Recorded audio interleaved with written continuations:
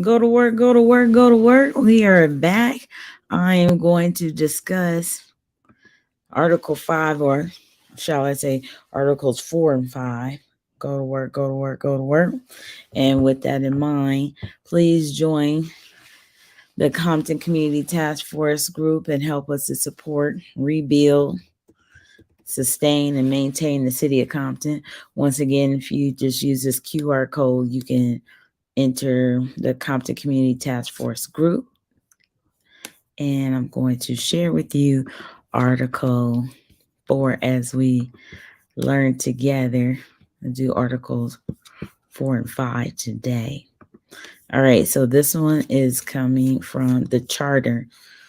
City of Compton, California, we're learning together. This is the 2012 amended charter of the City of Compton. Just learning together and wanting to help more cities at the same time. So thank you for tuning in and sharing the show. And let's go.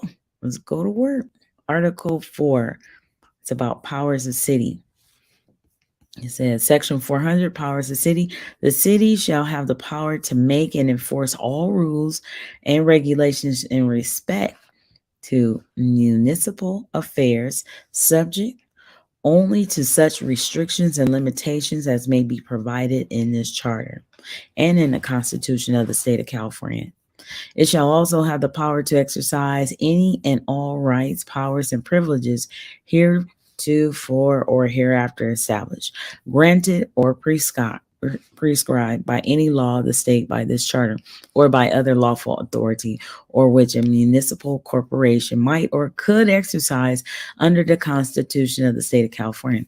The enumeration in this charter of any particular power shall not be held to be exclusive of or any limitation upon this general grant of power. General grant of power. That is something to learn more about. What is a general grant of power? And section 401 says procedures.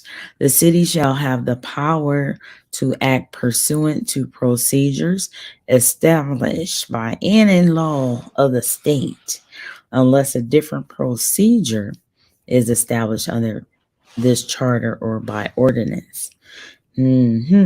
So the procedures, as we know, deal with what the city shall have the power to act pursuant to procedures established by any law of the state, unless a different procedure is established under this charter or by ordinance. So again, I was sharing on the other show, if you see another charter, type charter for the city of Compton for 2022, 2021, I didn't see one. So, but if you happen to see it, I'm just learning from back in the day. If I took more political science classes, I would know more about this. So we're learning together. Everybody doesn't know everything about everything. That's why I don't even know why the word board exists in the world, because the world is so vast. So going back here to the document from, let me go back. This is a working show as well. If you haven't heard me say that before, that's a disclaimer. All right. So again, I was reading from the Charter of the City of Compton. That's the 2012 version. You can also locate that yourself. And I'm going to put that below so you can look at the same link I'm looking at. Matter of fact, again, this is a working show. Thank you for learning together, sharing this information. And let me input that on the bottom of this show so that way you can see it scroll across at the bottom there. All right, that's where the 2012 version came from, and I'm going to add the other one after I read Article 4 here of the charter that is reprinted as it says in 1983. So the difference between 1983 and 2012 is what we were on another show. We were talking about the charter of City of Compton, and then I just happened to find these two. So again, if you know about another one that's more updated, please let me know. I'd love to read and know about it. Okay, so here is Article 4. Double check you can see that. Absolutely. And I'm going to read section 400 of the that version 19 from back in the day. Powers of city. The city shall have the power to make and enforce all rules and regulations in respect to municipal affairs, subject only to such restrictions and limitations as may be provided in this charter and in the Constitution of the State of California. Again, we're on to go look at the Constitution of the State of California. So we'll revisit that tomorrow. Okay. All right. It shall also have the power to exercise any and all rights, powers, and privileges heretofore or hereafter established, granted, or prescribed by any law of the state, by this charter, or by other lawful authority. The other one didn't say that, did it? Or which a municipal corporation might or could exercise under the Constitution of the State of California. Again, this is a platform to learn together, but it would be neat to be able to put these two documents side by side. And I'm going to put the link to this one as well in the ticker area too. The enumeration in this charter of any particular power shall not be held to be exclusive of or any limitation upon this general grant of power. Again, this is a general grant of power. Want to investigate that for is learning more. That's what you do when you're thinking and learning. All right, section 401, procedures. The city shall have the power to act pursuant to procedure established by any law of the state unless a different procedure is established by ordinance. And we want to visit ordinance as well. We could do that really quick on another tab. Let's just double check that ordinance, because we hear about the city ordinances and for different reasons based on some people have time frames that they're supposed to be inside, they said back in the day. So let's go back here, and it says a piece of legislation enacted by municipal authority. So a city ordinance bans smoking in nearly all types of restaurants. So back to what we were reviewing here. That's another show. Let's see. And I'm creating something. Go to work. Absolutely. All right. So now we're going to look here. And just to reread from the 2012 version, it said the city shall have the power to act pursuant to procedures established by any law of the state unless a different procedure is established under this charter or by ordinance. Okay, so again, this is a general grant of power, this charter. Okay, so moving forward, I want to go back and share with you once again the ticker now for under StreamYard, this area. So you get this link as well. You can check out at any time by pausing the video as well.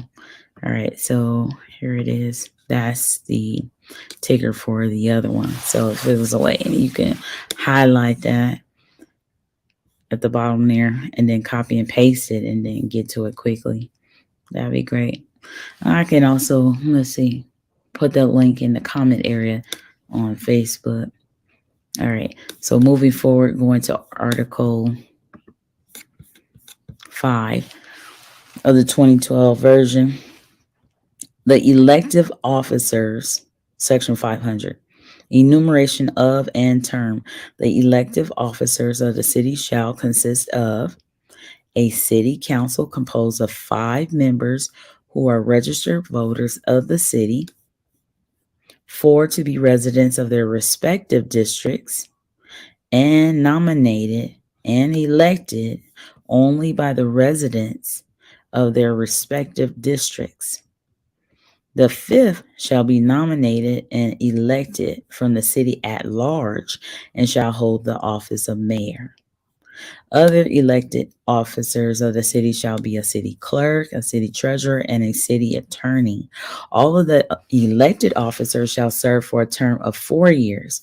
The terms of office of the members of the city council residing in districts 2 and 3, and the terms of office of the mayor, city clerk, city treasurer, and city attorney elected in 1969 shall expire in the year 1973. The terms of office of the present members of the City Council residing in Districts 1 and 4 shall expire in the year 1971. The terms of all elective officers shall commence on July 1st, following their election, and each shall serve until his successor is elected and qualified. That's that other word, qualified. Some people think it's a subjective word and an objective word.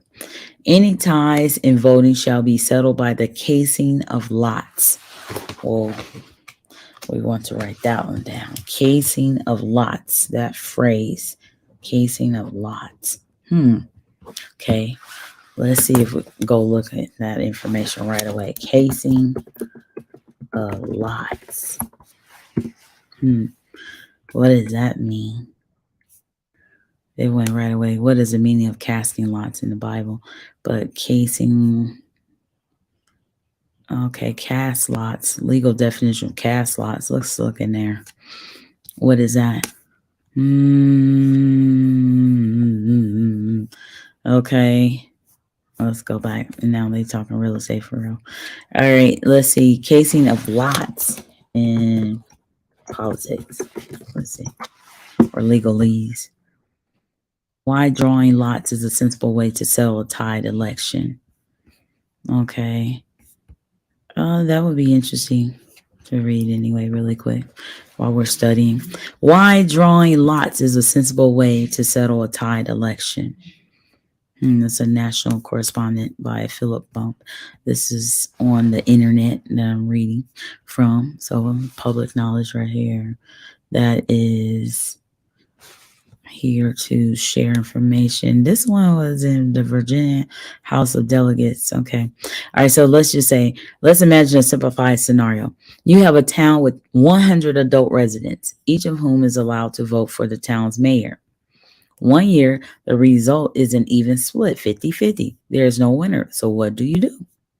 You can have the candidates compete in some way, like playing a game of pool. Of course, that doesn't have anything to do with the job at hand, much less the ability to campaign, which is really what elections measure. It certainly isn't democratic. You could also hold another election. It seems likely that in that case, the results might end up the same given the initial split, which would simply start the problem over again. So you keep having elections until the vote is different. Why is it different? Maybe someone would decide not to vote or not be able to vote, making the result 50-49 and giving us a winner. But is that a better result? It's a more definitive result, but particularly in the event of someone being unable to vote, a less representative one, because someone couldn't make it to the polls. The person that voter opposed is now the mayor. The results might also change because people change their minds. This happens, obviously. One might argue this is a better representation of the will of the people, since people have to consider the question again. But is it? Part of the democratic system means narrowing a lot of issues down to a choice between a handful of candidates that is then determined at a random but specific time. Had the Senate election in Alabama happened, this is back in the day, I'm reading this information. This moving forward, it says there's a practical consideration that town would need to consider too. Elections are not free. They take time. They cost money. For a town of 100 people, that is probably not a big deal. For a district of, say, tens of thousands of people spread over multiple municipalities, the costs are larger. Staff time, polling places, distributing machines, etc. In the case of one such district, they were talking about Virginia's 94th district in the House of Delegates. The determination of a tie in a November race meant that state enacted its tie-breaking system, literally drawing the name from a bowl. Really? And so many of the responses to that name drawing have lamented it as being fundamentally undemocratic. It isn't. In the case of our small town, we have one half of the population which prefers one candidate and one half which prefers the other. Drawing lots in that case does precisely and unequivocally what we described in the paragraph above. It breaks the tie. Compare that with the other options above. Is drawing a name less democratic than hoping one of the 100 people who voted the first time around doesn't vote this time? Is holding another election in the context of a prior tie necessarily a better reflection of which person people want to see serve as mayor than the 50-50 split the first time around? Why is a non-tied result, however it is obtained, necessarily better than a tie in which the result is settled by a coin toss? Wow. That's deep. In actual elections, though, everyone doesn't vote. That makes things more complicated.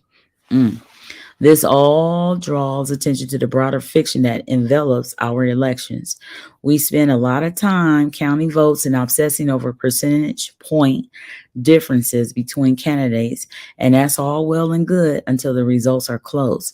At that point, all of the edge cases, improperly completed ballots, weird issues at the polls, people who didn't vote move into the spotlight and make our elections broadly seem as though they're like throwing a dart at the wall.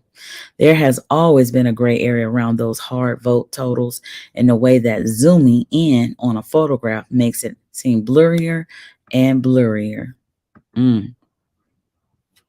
Wow. When an election is close, that's when the gray area becomes important and scrutinized. When an election is close, it makes us consider turnout.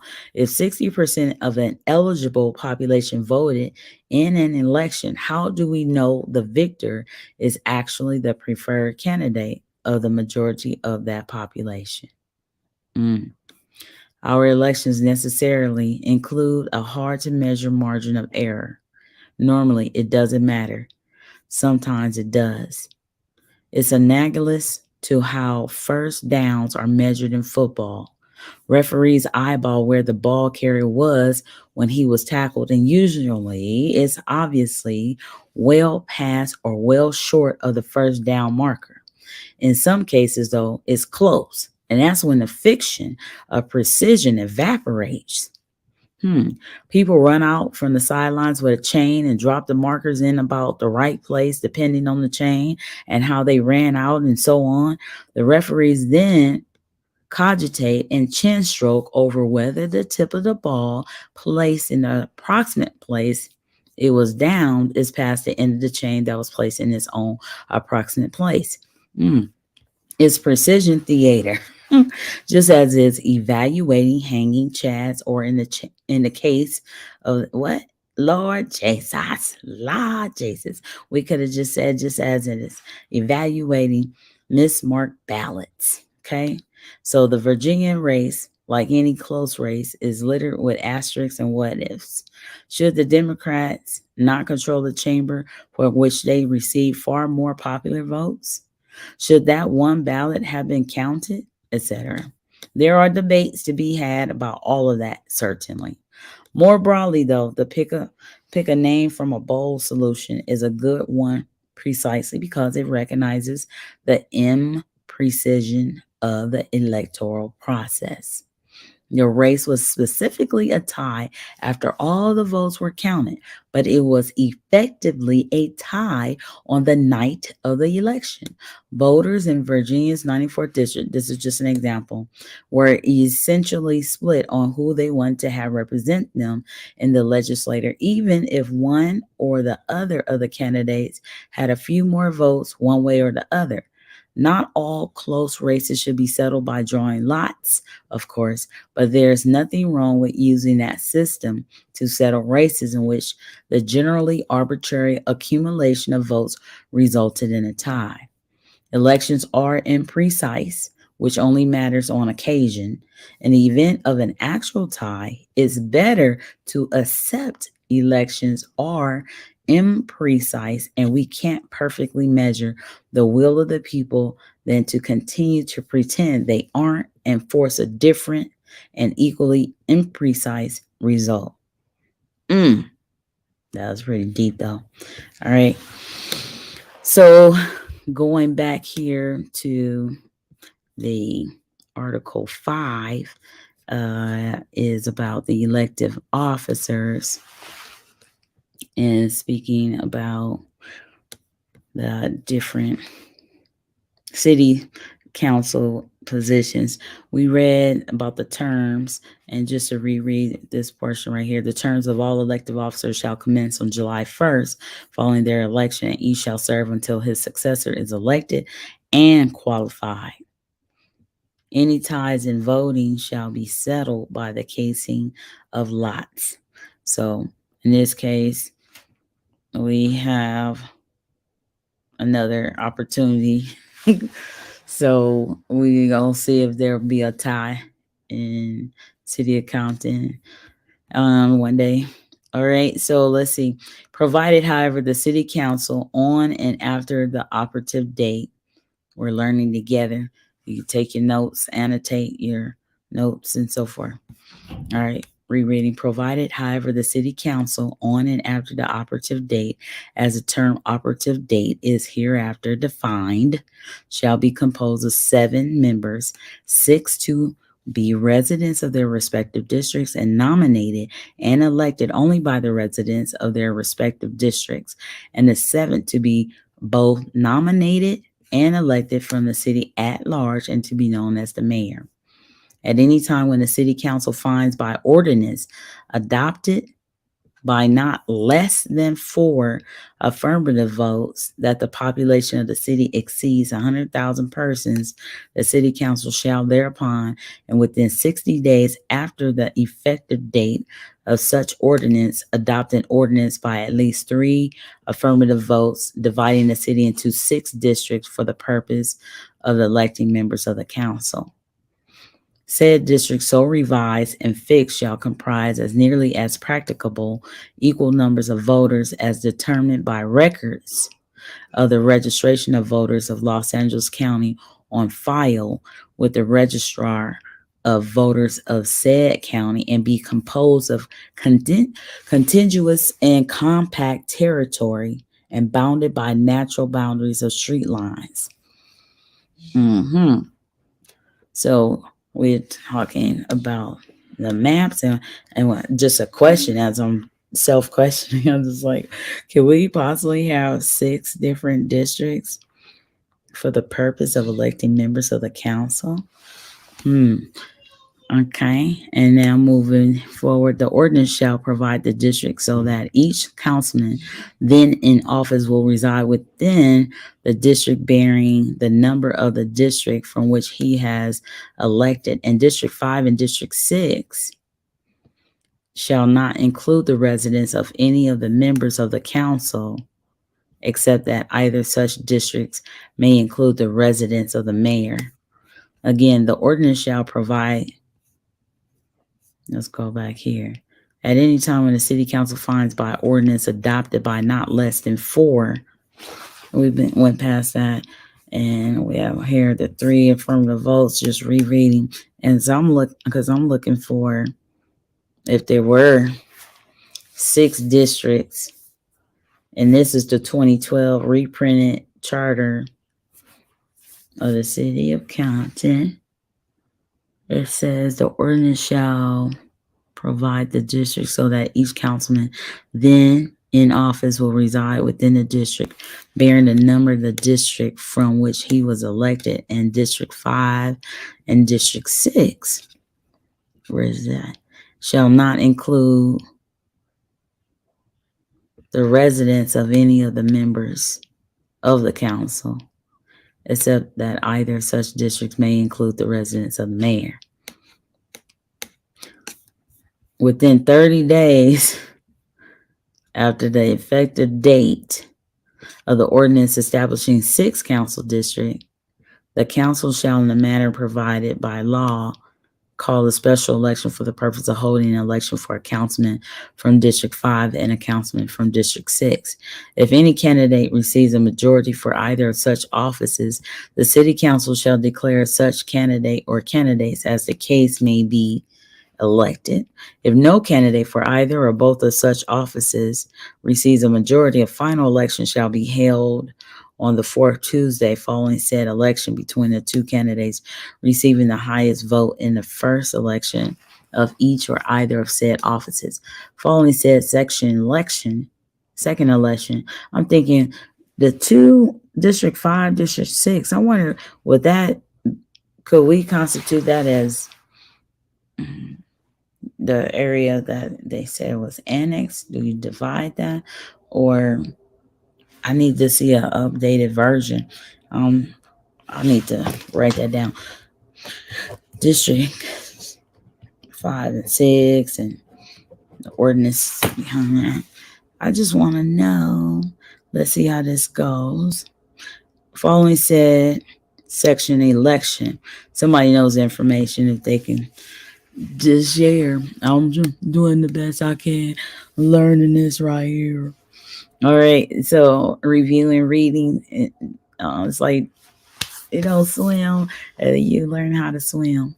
Following said section election, the city council shall declare the candidate receiving the highest vote for each or either of said offices elected. Such election, including the nominations, notice, canvass, and other proceedings, shall follow as near as may be practical the procedures for elections. The council may provide procedures for such elections by ordinance. Okay. And when the council has declared a candidate elected for District 5 and a candidate elected for District 6, the provisions for a 7-member city council shall become operative at 12:01 a.m. on the 7th day after such declaration, or if candidates are declared elected in the 2 districts at different times at 12:01 a.m. on the 7th day after the last such declaration. Such 7th day is herein defined as the operative date. Operative dated. The councilman elected in the first instance from District 5 shall serve a term that shall commence on the operative date and shall end at the same time that the term of the councilman from District 1 ends. The councilman elected in the first instance from District 6 shall serve a term that shall commence on the operative date and end at the same time as the term of the councilman from District 2 ends. So when we had district, they talk about districts and 4 together, 1, 2 together, 5, 6. Okay. And then councilmen thereafter elected from districts 5 and 6 shall serve for a term of 4 years.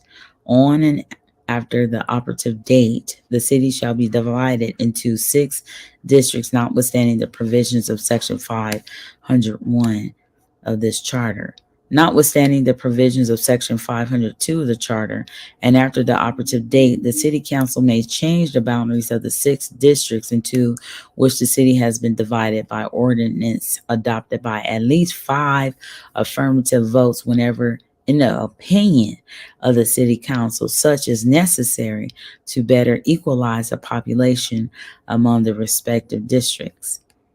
On and after the operative date, whenever the provisions of the charter call for 3 affirmative votes or the concurrence of the 3 members of the city council, or otherwise provide for an action to be taken by 3 members of the city council, such provision shall be construed to require 4 affirmative votes or the concurrence of 4 members of the city council, or otherwise provide for an action to be taken by 4 members of the city council. On and after the operative date, whenever the provisions of the charter call for 4 affirmative votes or the concurrence of 4 members of the city council, or otherwise provide for an action to be taken by 4 members of the city council, such provision shall be construed to require 6 affirmative votes or the concurrence of 6 members of the city council, or otherwise provide for an action to be taken by 6 members of the city council. Notwithstanding the provisions of Section 502 of this charter, on and after the operative date, a person shall be deemed to have been a resident of the city or district at a place which is at the time of the election within the city or the district. So, at the time of the election. Section 501 districts. Following each decennial federal census and using that census as a basis, the council shall, by ordinance or resolution, adjust the boundaries of any or all of the council districts of the city so that the districts shall be as nearly equal in population as may be and shall comply with the applicable provisions of Section 1973 of Title 42 of the United States Code as amended. I was just thinking about the fact that this is the 2012 version, and if I was to reread the other version, it doesn't apply per se. I just want, in my opinion, it applies in the manner of which it helps to find out or cause questions to figure out why were certain things amended in the charter. And now, let's see, my question would be, part of just homework, is to find out about the population, the current population, and see about the amount of people, because we got 4 to 6 districts, and it seemed like it would change due to the fact that there are more buildings, homes, residences that are being built in the city of Compton. So let's see, when would you reestablish the districts, and see about when do we need 6? Will we need 6 districts or what have you? Although, somebody that would say we only need 1 district, and then we need the people to work together absolutely as a team, and which that is, it's almost like dividing the work and so forth, and what have you. But so in this case, this is just what it is. It's a charter. Compton is a charter, and this is what the charter looks like. And if we could, somebody wanted to amend the charter, then that's another process. Maybe in these 47 pages that'll talk about it. How do you request making amendments to the charter within here? But we just we're on Article 5. All right, so, and then we want to look up 1973 Title 42 of the United States Code.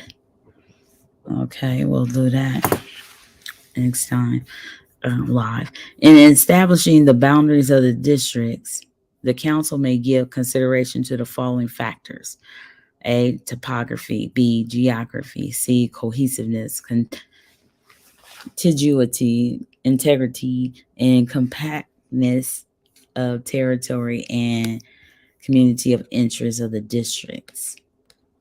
Section 502, redistricting. Redistricting. The city council may change the boundaries of the 4 districts into which the city is divided by ordinance adopted by at least 4 affirmative votes whenever, in the opinion of the city council, such is necessary to better equalize the population among the respective districts. There we go. Okay, section 503, and we're going to complete this video today and come back again tomorrow. All right, so section 502, redistricting. Just rereading. The city council may change the boundaries of the 4 districts into which the city is divided by ordinance adopted by at least 4 affirmative votes whenever, in the opinion of the city council, such is necessary to better equalize the population among the respective districts. Section 503, eligibility. No person shall be eligible to hold any other elective office of the city unless he shall be a qualified elector of the city and shall have been such qualified elector for at least 30 days next preceding the date of his nomination or appointment. And as to the offices on the city council where nomination is by district, unless he shall have been a qualified elector of his district for at least 30 days next preceding the date of his nomination or appointment. Again, we need to check out that word in legalese, qualify. As we already know, some people I was sharing earlier, I think is a subjective word and an objective word. All right, section 504, compensation of members of the city council, various boards and commissions. The members of the city council shall receive reimbursement for necessary traveling and other expenses when an official duty out of the city on order of the city council. In addition, members of the city council and the mayor shall receive a salary of $600 per month. That's what that says.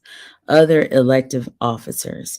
The other elective officers shall severally receive at stated time of compensation for their services in their respective capacities to be fixed by ordinance adopted by the city council, which compensation for such services shall not be increased or diminished as to any such officer after his election or appointment and during his term of office, nor within 30 days prior to the date when nomination papers for the position may be filed, amended June 3rd, 1957 and June 3rd, 1969.